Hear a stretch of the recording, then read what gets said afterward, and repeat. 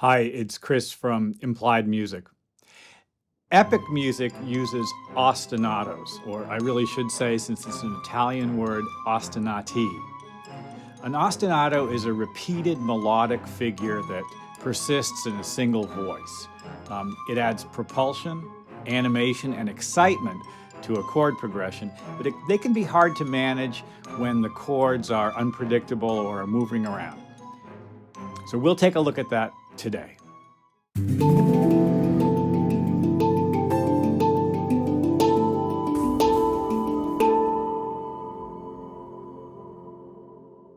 Okay, so let's take a look at the DAW.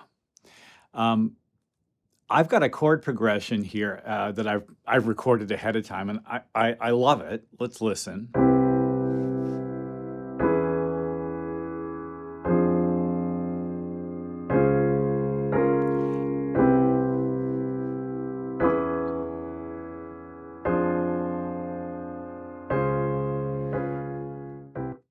So that chord progression is pretty exciting, and we're going to orchestrate it in a second. But let's take a look at how we might use an ostinato to tie those chords together. Well, let's go over here to the DAW again. So my first chord was C major 7. So I'm thinking a C major scale. But my next chord is E major 6. And things get a little more complicated there. I'm thinking an A major scale for that. You can see how that might work.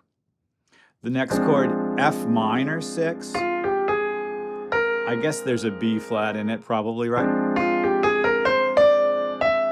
I like the E natural there. That scale is F ascending melodic minor, but I don't know, let's just think of it as F minor for the time being. And then D flat major 7, I think the first time. And then the second time, it's a D flat dominant sound, the D flat dominant creating the circle that takes us back to C major.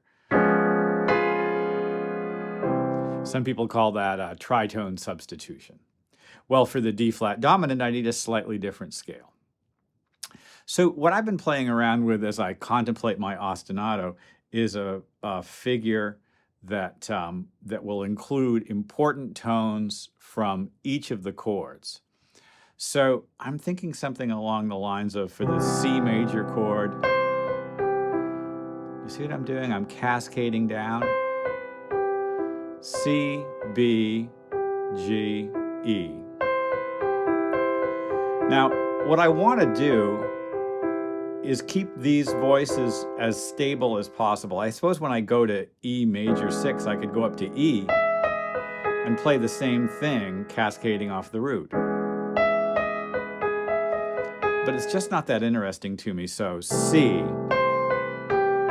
E.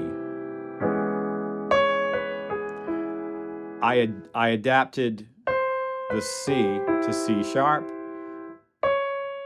and the G to G sharp. Oh, it's so beautiful. When I go to F minor 6, I'll use the same concept. I didn't move very much. The C sharp went up to D. I have a C instead of a B. The A flat becomes G sharp and the E comes up to F. It's easy to get to D flat major from there. I just turn the D into D flat. And when D flat 7 comes around, I'm going to turn the C into C flat, C flat. I know it's horrible, but there it is, C flat. So here's my ostinato figure that I'm thinking of using. E, F minor, D flat major 7, or maybe D flat 7 sometimes.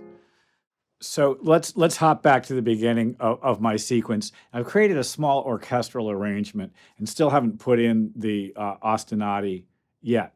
But here's the low brass, cello, viola is doing a little rhythmic riff, and Let's listen to what that sounds like here. Let's take a look at it. You see, I've spread out the chord voicings and actually created a little bit of animation within the chords.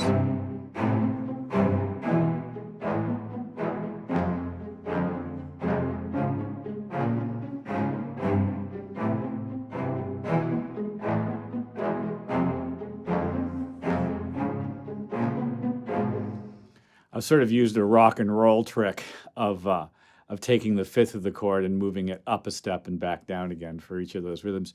And I'm using that 1, 2, 3, 1, 2, 3, 1, 2 syncopation. Well, let's think about it. So I'm going to go to a flute doubled with a xylophone sound now.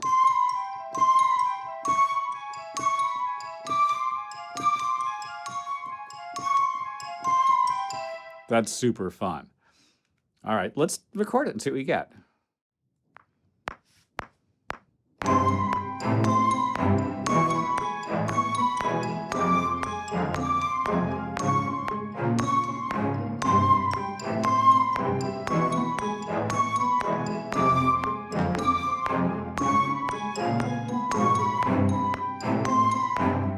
Super fun.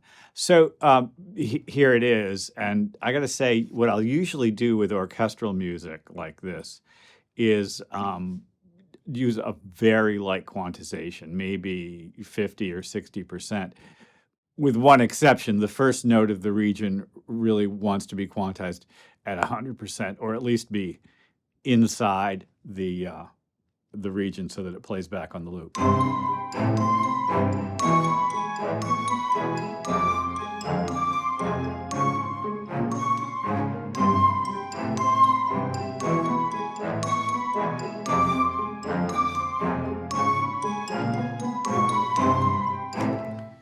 Now, if I wrote this for a flute player, they'd give me the evil eye because there's really no place to take a breath there. So I think I might consider actually eliminating some tones. So this is actually a more realistic expectation for a flute player.